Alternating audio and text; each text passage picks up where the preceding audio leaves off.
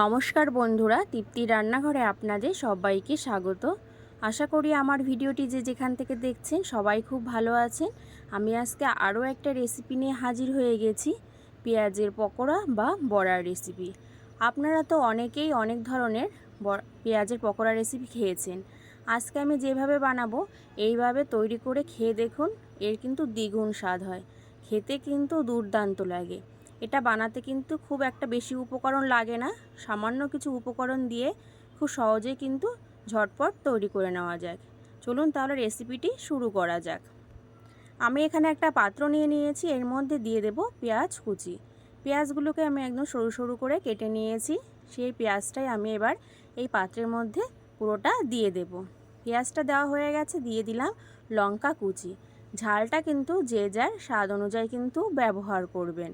আর দিয়ে দেব 1 চামচ আদা কুচি। আদাগুলোকে আমি একদম ছোট ছোট টুকরো করে কেটে নিয়েছি, সেই আদাটাই ব্যবহার করলাম।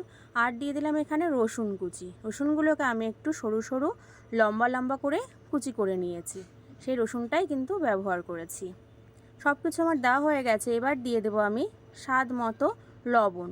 লবণটা কিন্তু যে যার স্বাদ অনুযায়ী কিন্তু ব্যবহার করবেন। আর পরিমাণ মতন হলুদ দিয়ে দিতে হবে, খুব কিন্তু বেশি এখানে হলুদ ব্যবহার করা যাবে না। পেঁয়াজের পরিমাপটা বুঝে হলুদ ব্যবহার করতে হবে। আর দিয়ে দিয়েছি 1/2 চামচ লাল লঙ্কার গুঁড়ো, এটা সম্পূর্ণ কিন্তু আমি ঝালের জন্য ব্যবহার করেছি। দিয়ে দিলাম বেসন। আর দিয়ে দেব 3 চামচ চালের গুঁড়ো।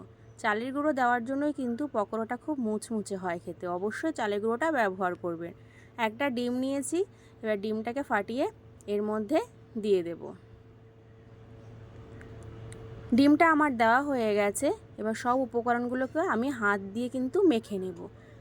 আর সব কিছু কিন্তু উল্টে পাল্টে ভালো করে মেখে নিতে হবে। আর একটু প্রেসার দিয়েই কিন্তু পেঁয়াজগুলোকে মেখে নিতে হবে। কোনো রকমে কিন্তু এখানে জল ব্যবহার করা যাবে না, কারণ পেঁয়াজের মধ্যে কিন্তু একটা এক্সট্রা জল থাকে। জল দিলে কি হবে, মাখানোটা একটু পাতলা হয়ে যাবে, তখন পকোড়াগুলো কিন্তু ভাজলে বেশ মুচমুচে হয় না, নরম হয়ে যায়, খেতে কিন্তু তখন একটুও ভালো লাগে না। ঠিক সেই কারণেই কিন্তু এরকমভাবে মেখে নিতে হবে, যেভাবে আমি মেখে নিচ্ছি। একটু প্রেসার দিয়ে মাপলেই দেখবেন খুব সুন্দর কিন্তু মাখাটা হয়ে যায়। আর পেঁয়াজগুলোকে এরকম হাতে নিয়ে একটু চেপে চেপে মাখতে হবে। এবার সব কিছু কিন্তু ভালো করে মেখে নিতে হবে। সব কিছু আমার ভালো করে কিন্তু মাখা হয়ে গেছে। দেখুন মাখাটা কত সুন্দর আঠালো আঠালো হয়েছে। আমি কিন্তু কোনো রকম জল ব্যবহার করিনি, সেটা কিন্তু আপনারা দেখেই বুঝতে পারছেন। আর কতটা ছিল, একটু জোরে জোরে মাখতে মাখতে কিন্তু এটা একদম অল্প হয়ে গেছে। এর মধ্যে কিন্তু কোনো রকমেই জল ব্যবহার করা যাবে না। গ্যাস অন করে একটা কড়াই বসিয়ে দিয়েছি, এর ভিতর দিয়ে দেব পরিমাণ মতন সাদা তেল।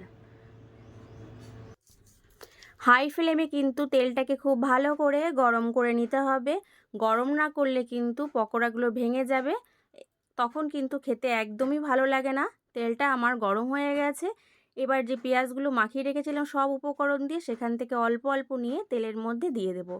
আমি কিন্তু এখানে খুব বড় বা খুব ছোট সাইজ করব না, একটা মাঝারি সাইজ করে পকোড়াগুলো ভেজে নেব।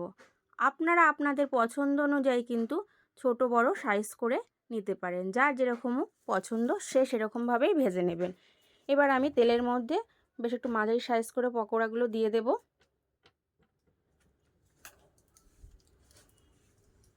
পকোড়াগুলো কিন্তু আমার দেওয়া হয়ে গেছে। পকোড়াগুলোকে এবার উল্টে পাল্টে ভালো করে কিন্তু ভেজে নেব।